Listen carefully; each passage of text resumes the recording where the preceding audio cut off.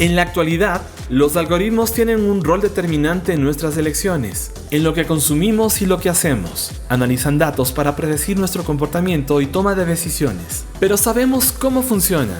¿Qué pasa con sus sesgos? ¿Cómo afectan nuestra privacidad? Esto es CTS Lab Podcast, Transformación Digital, una iniciativa del Laboratorio de Ciencia, Tecnología y Sociedad. Temporada 1, Vigilando Algoritmos.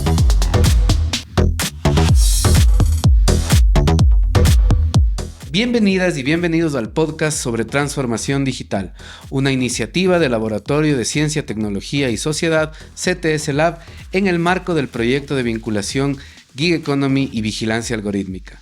Esta es la primera temporada y la hemos denominado Vigilando Algoritmos. Soy Francisco Rodríguez, investigador del CTS Lab, y desde los estudios de Flaxo Radio en Quito, Ecuador, llevamos a ustedes este espacio de análisis y reflexión. En el episodio de hoy vamos a hablar de datos abiertos en el contexto de la transformación digital. ¿Por qué es relevante? ¿Cuáles son las razones claves? ¿Qué aspectos involucran?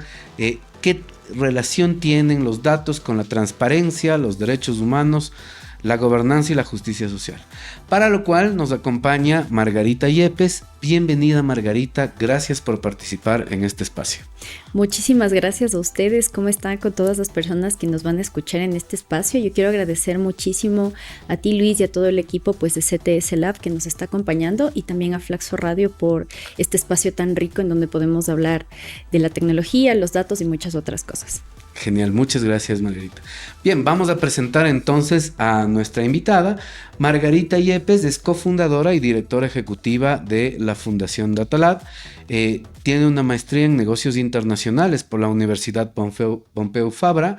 Cuenta con más de 10 años de experiencia en la gestión de proyectos nacionales e internacionales de innovación social y tecnología cívica a nivel multisectorial. Actualmente, Margarita ejerce la copresidencia del Grupo Núcleo de Estado Abierto de Ecuador. Bien, Margarita, entonces vamos a entrar en materia, digamos. La primera pregunta general, de cajón, pero siempre orientadora para la audiencia. ¿Qué son los datos abiertos? ¿De qué hablamos cuando nos referimos a los datos abiertos? ¿Y por qué son tan relevantes en la actualidad? Bueno, en este caso, cuando hablamos de datos abiertos, estamos hablando de datos digitales, ¿no? Que se ponen a disposición de la ciudadanía, del público en general que esté interesado en utilizar esta información para diferentes fines, ¿no? Y en este caso, esta información pues no debe tener restricciones legales o técnicas. Es información pública que está dispuesta en diferentes espacios, como en nuestro caso en Ecuador tenemos un portal nacional de datos abiertos que está liderado por el Ministerio de Telecomunicaciones, Mintel, y lo que se busca es a través de estos datos es que estos sean utilizados, redistribuidos y también que puedan ser utilizados por cualquier persona que acceda a ellos, ¿no? Pensaba cuando leía tu presentación, estamos hablando también de Estado abierto en Ecuador. ¿Cuál sería la principal divergencia, digamos, o la diferenciación entre los datos abiertos y en este caso el Estado abierto? No creo que haya una divergencia, más bien yo creo que son complementarios, y justamente lo que busca Estado Abierto como iniciativa es abrirte las puertas a nivel de Estado y generar este vínculo relacionado a través de la transparencia, la colaboración, la participación ciudadana, para que haya una corresponsabilidad, ¿no? No solamente el Estado buscando soluciones, sino más bien también la ciudadanía participando en la toma de decisiones, en la construcción de políticas públicas, que eso enriquece mucho más la toma de decisiones y que los productos, servicios y todo lo que genere el Estado estén mucho más cercanos a quienes son sus ciudadanos, el pueblo, y en ese caso haya mucha más un aterrizaje de las necesidades, pero como en todo es perfectible, el tema de Estado abierto sigue caminando. Vamos al tercer plan de acción de gobierno abierto y los primeros estuvieron centrados en justamente cómo generar mayor información para la ciudadanía a través de transparencia. Hay un portal nacional de transparencia que lo lleva la Defensoría del Pueblo. Y luego hablamos del tema de datos abiertos. Entonces, si en realidad quiero tomar decisiones mucho más aterrizadas desde el lado de la evidencia, entonces necesito tener información de calidad que esté dispuesta hacia el público, hacia la gente, y que solvente problemáticas como lo vimos en el COVID, ¿no? Ahí fue cuando el momento en el que se aceleró todo este tema de no tenemos datos abiertos disponibles o cuál es el portal. Entonces la gente, ¿qué hacía mucha gente? Nosotros veíamos todos los PDFs, bajábamos la información, tipeabas. Entonces, si tienes un dato abierto en ese sentido, tú puedes descargar la información y trasladarla en un mapa, analizarla, ponerla a disposición de otros, hacerla mucho más digerible, porque el dato a veces es difícil como de comprender y no todas las personas es como que ven un dato y se asustan y hay otras que juegan con ellos. Entonces, ¿cómo hacemos también un equilibrio para que la gente que no comprende muy bien el tema de datos se haga más digerible para estas personas y para aquellas que son personas dateras, curiosas, que quieren investigar un poco más? Tienes un dato en diferentes tipos de formato que pueden transformarlo y darle mayor valor, ¿no?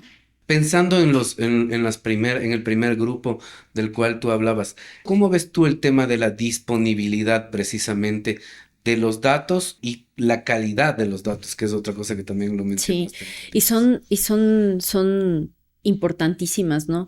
Por una parte, la disponibilidad. Tenemos un portal nacional, como le mencioné hace un momento. Hay muchas otras instituciones públicas que tienen su propio espacio de apertura de datos. Yo creo que ahí hay una falencia en el tema de comunicación, ¿no? ¿En dónde está esta información? Hay muchos servidores públicos con los que hemos conversado que no sabían que había portales nacionales. Eso significa que, claro, hay un montón de data pues por ahí desperdigada o que no, y que la gente no sabe que hay. A veces nos dicen, no, pero no hay este dato y de repente cuando nos buscan en Datalab nos preguntan, ¿y en dónde puedo encontrar esto? Y nosotros, en la encuesta en EMDU puedes encontrar esta información. No sabía que había. Y tienes el portal nacional, mira. Siempre en las exposiciones, porque el portal no es nuestro, más bien como ciudadanía lo que hacemos es, oigan, hay este recurso, úsenlo. Y si no hay algo, también retroalimenten, porque es muy importante que detrás de eso haya un ejercicio de la ciudadanía como, oye, necesito este dato, pero necesito que me des una respuesta, ¿no? Eso por una parte. Y la otra, disculpa, la calidad. En el tema de calidad, cuando hemos trabajado con centros de investigación, universidades, todo este personal académico talentoso es quien en el momento de uso de los datos dice, no, pero esto no tiene calidad, esta base no está limpia. Y ahí un poco entra como el tema de las instituciones públicas que a veces no publican información porque sienten que no es la información final que debería llegar a las personas y eso hace que muchas bases de datos se queden, pues, en este caso almacenadas y no estás llegando con esa información en tiempo, pues, en un tiempo adecuado, con una actualización adecuada y afecta mucho porque afecta los análisis. Si no tenemos buena calidad de datos, ¿qué modelos de inteligencia artificial a futuro vamos a tener desde el sector público, ¿no? Porque sabemos que el sector privado, pues, hace muchos años viene trabajando con inteligencia artificial y los datos son el insumo base, ¿no? Correcto. Entonces, por eso es tan importante trabajar en el tema de calidad de datos, para que con eso, una vez que tenemos buena calidad de datos, conocemos cómo llegar a ellos, se amplifica también esta comunicación. Entonces, tenemos a personas pues haciendo proyectos y cosas mucho más chéveres, pensadas desde la evidencia, ¿no? Y también contrastándolas con fuentes y recursos que tengan que ver con temas cualitativos, investigación cualitativa y demás que nos ayude también a entender mejor esos datos y que sean utilizados para diversos fines, ¿no? El dato clave en transformación digital. Según el Barómetro Regional de Datos en América Latina, publicado por el ILDA con medición a 2020, Uruguay es el primer país de la región en el ranking con un total de 64 puntos sobre 100, cuando el promedio regional, medido en 24 países, es de 40.38 puntos. Margarita, para continuar justamente con esta conversación, hay una práctica que a mí me llamó mucho la atención y que se llama, o se la denomina, la reutilización de datos. ¿no? Pensando en datos abiertos, ¿cómo se lleva a cabo esta y cómo puede afectar, digamos, justamente el uso de los mismos a los estándares de calidad de datos? O sea, en este caso, la idea es que la información que tenemos en portales, Ujú. pues pueda ser modificable. O sea, que en este caso nosotros descarguemos y la utilicemos para darle valor, interpretarla, analizarla, entender si hay sesgos, si hay incompletitud y demás. Pero la reutilización justamente versa en este sentido de que me descargo, uso, paso a otras personas tal vez con cruce de información y vuelvo a enriquecer esa información, ¿no? Entonces estoy utilizando la data una y otra vez y también mejorando, o sea, mejorando la calidad en el momento en el que yo te digo, INE, no entiendo esto, esto está incompleto, está aquí la ficha en donde me dice qué tipo de datos tiene esta base y demás. Entonces estoy utilizando esa información una y otra vez para enriquecer mis procesos de investigación y en donde los utilice, ¿no?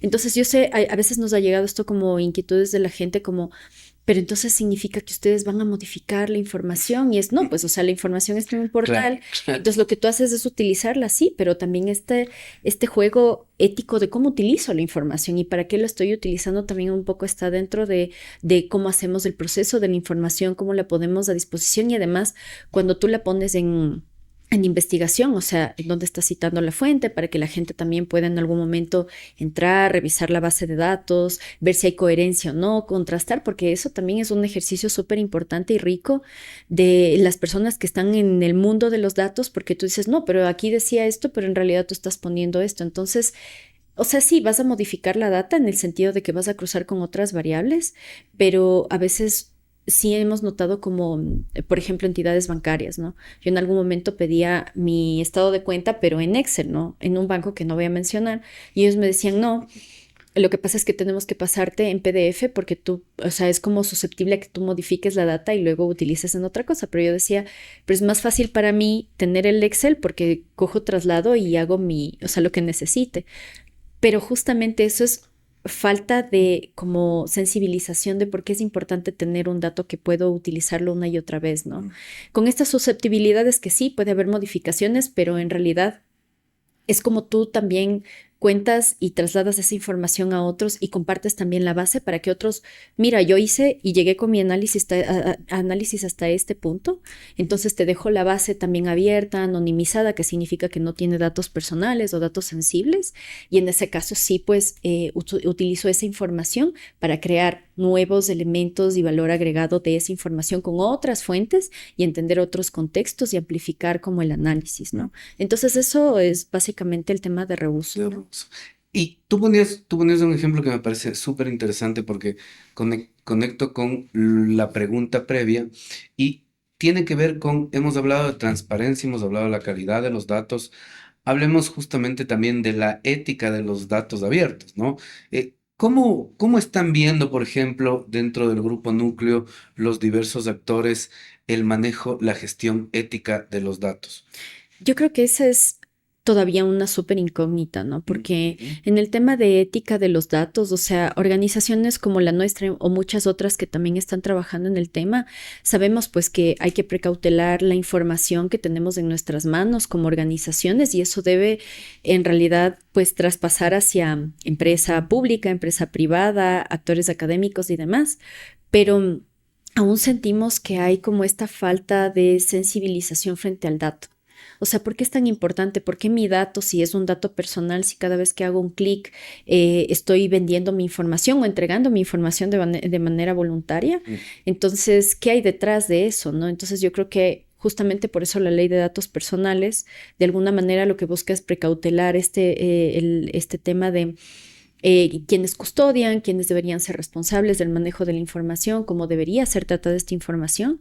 Y para nosotros, como parte de esa ética como organización, es no vamos a poner a disposición de otros nuestras bases de datos que hemos generado a través de eventos y demás espacios, sabiendo bien que tenemos, sabes, desde números de cédula, RUCs, también tienes correo electrónico, en muchos casos tienes direcciones y sabemos que esos son datos sensibles y que no los vamos a poner en bases compartidas con otras organizaciones, sino más bien hay una cautela de cómo utilizas y cómo custodias esa información, pero muchas organizaciones, empresas y personas no saben cómo tratar eso.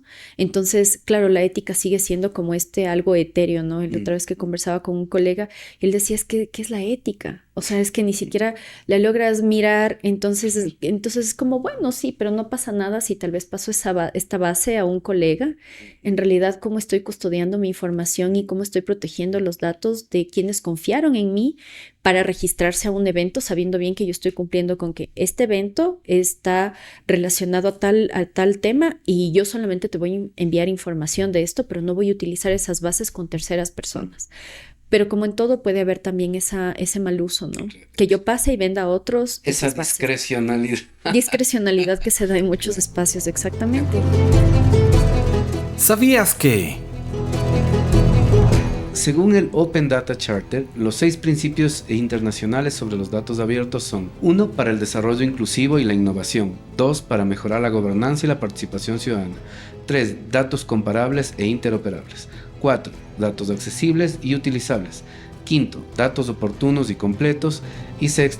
Datos para abrir por defecto. Transformación digital. ¿Cuáles son entonces, con todo lo que hemos conversado, cuáles son los principales desafíos que existen en relación al uso abierto de los datos y también a su vulneración, si es que es factible? ¿Y cómo están respondiendo, digamos, los diversos actores a esta dinámica? Y ahí más bien te pediría justamente tu opinión con un enfoque de sociedad civil organizada. Claro. O sea, en nuestro caso, creemos firmemente que varios actores están buscando las formas de utilizar la información y demás los datos abiertos con fines pues, de investigación, pero también puede haber con otro tipo de fines. Y en realidad yo creo que el enfoque desde nuestras organizaciones es justamente cómo podemos aportar en ese ejercicio de sensibilizar a las demás personas para que puedan utilizar esta información de mejor manera y contando con estos principios, ¿no? También de respeto sobre los datos personales, que yo siento que ahí hay todavía mucha tela que cortar y mucha información sobre la cual profundizar, porque a veces se piensa que solamente pues cumples la ley contratando a una persona en leyes, a un abogado, abogada, pero en realidad va mucho más allá. También es un tema técnico, cómo consideras, cómo armas a tu equipo de trabajo para que utilice datos, para que los datos dentro de la misma organización, que esto se llama gobernanza del dato. Ok, ya eliges a tu oficial de datos. Y no es solo elijo a mi oficial de datos y cuando hay una fuga, ¿qué pasó? Entonces solo que él responda, que también a veces está pues como responsable el representante legal de la empresa. Entonces dices, más allá de eso, también es cómo genero una cultura de datos dentro de mi organización, que a veces pensamos que solo los que generan datos tal vez son los de ventas, ¿no? O los contables, pero ninguno se habla, ningún departamento. Entonces, ¿qué tipo de cultura de uso de datos estoy generando, permeando en mi organización o empresa? De acuerdo. Que me parece como un tema importante. Ahora, los desafíos. Los desafíos. En cuanto a los desafíos, como a nivel de organizaciones de sociedad civil, yo creo que en muchos lugares de la región y a nivel global es como que la apertura de datos está como muy permeada en el sistema, ¿no? Como el dato abierto es como algo que ya das por default, entonces no tienes que continuar la lucha y yo siento que es importante no bajar los brazos. En Ecuador también, o sea, en los años que se llevó muchísimo el tema de apertura de datos, pues hubo un montón de movimiento de las entidades públicas y en algunas es como que sí, tenemos que hacer datos abiertos y cumplir con una apertura de datos, pero el desafío está primero en cómo voy alimentando, cómo hago una planificación con las instituciones públicas para que puedan abrir datos, pero no solo por abrir, sino que tengan un propósito detrás. Entonces, estoy escuchando a la ciudadanía, estoy haciendo este ejercicio de escucha de lo que necesitan, el dato que me están pidiendo es caro, no es caro, me cuesta mucho como entidad pública, pero ese ejercicio, al menos nosotros sentimos que se ha diluido con el paso de los años y como que sí, pero ya estoy publicando, pero es más allá de solo estoy publicando. ¿Qué estoy haciendo con las organizaciones, academia y otros actores para enriquecer justamente este uso de los datos? Y sentimos que eso sigue siendo un reto importante porque cuando le das por default, pero no está institucionalizado, no está dentro de la planificación per se, ¿cómo voy a abrir esto a la ciudadanía? ¿Cómo voy a hacer que usen más los datos, que busquen las fuentes de información y la información oficial? Entonces estoy ahí todavía perdiendo una riqueza de cómo trabajo en realidad con la ciudadanía con base en lo que necesita. Entonces sentimos que ahí todavía sigue habiendo desafíos. El otro desafío muy importante es que dentro de cada una de las instituciones públicas hay equipos conformados de datos abiertos que gestionan la información como los gestores de datos abiertos, pero hay una alta rotación. Y esa alta rotación implica que a veces se van desde la institución pública o rotan a otra área y tal vez no hicieron el proceso de transferencia de conocimiento, y eso deja una brecha súper importante porque la siguiente persona tiene tanta carga de trabajo que en el momento en el que tenía que, no, tú estabas como responsable y tal cosa, es como que recién se enteran, no saben cómo hacer, no saben qué paso tomar. O la curva de aprendizaje. La curva de aprendizaje es súper importante. Entonces, si yo ni siquiera me dejaron el manual de cómo hacer esto, más aún voy a estar como pendiente de si cumplo o no. O sea, no es como uno de los parámetros de cumplimiento. A ver, ¿cuántas bases de datos has publicado? ¿Has hecho consultas públicas? Hay una serie de indicadores que el Ministerio de Telecomunicaciones tiene, y tiene dentro de su portal también un módulo de indicadores en donde dices, a ver, cuántos eventos de uso de datos hicimos. Eso todavía está muy, o sea, por trabajarse, ¿no? Entonces, o sea, yo siento que ese es el segundo desafío, esta rotación y la falta de transferencia de conocimiento. Y desde las organizaciones de sociedad civil, yo siento que a veces llegamos a un punto en el que decimos, ya, no vamos a tener el dato, entonces ya, o sea, sabes, más bien busquemos cómo levantar nuestro propio dato de alguna manera. Y sí, hay también metodologías que te permiten como hacer levantamiento de datos desde la ciudadanía, pero ¿de qué manera estamos levantando esos datos para que podamos compartir con otros y les sirva, ¿no? Cool. Entonces siento que ahí viene como el tercer desafío, que es que de alguna manera le hemos dejado el interés, o sea, hemos perdido el interés como del dato abierto porque creemos que ya está o que no nos van a publicar. Entonces empiezo como a generar mi propia información. Y yo creo que un cuarto y muy importante es que los mismos actores del ecosistema generamos información rica, pero a veces no sabemos cómo tratar ese dato para ponerlo a disposición del público. ¿Cómo compartimos esta información? El sector privado tiene data muy rica que anonimizándola y tal vez publicando esto después de un tiempo, no sé si ellos tienen un boletín estratégico o hacen analítica estratégica, pero le pongo a disposición tal vez después de unos 2-3 meses en donde yo utilice esos datos, pero los pongo a disposición de la gente. Y eso también permite que las universidades hagan equipo con empresas privadas y entender un poco más de esto, qué está pasando en este sector. Aquí hay mayor índice de gente que se traslada, qué sé yo, en bicicleta o que utiliza mucho el metro. Puede haber negocios alrededor. Entonces, si no estamos poniendo esa data a disposición, también ahí se viene un desafío, ¿no? Esta cultura de compartir información, pero de forma adecuada. Yo sé que muchos dirán, pero y ahí el tema de datos personales, ¿cómo estás haciendo? Es muy muy fina la línea en la que puedo vender mi información, pero más bien es como ¿cómo anonimizo información que pueda poner a disposición de la academia y de otros actores para que se enriquezcan con eso y nos enriquecemos todos, ¿no? Entonces yo siento que ahí están esos 4 desafíos que se me vienen a la mente con base en esto, ¿no? Genial. Muchas gracias, Margarita, por tus respuestas, por este pequeño diálogo que hemos tenido esta edición. Y así llegamos al final de este episodio. Muchas gracias por acompañarnos y por ser parte de esta comunidad. Agradecemos también a Flaxo Radio y a Javier Macas en la producción.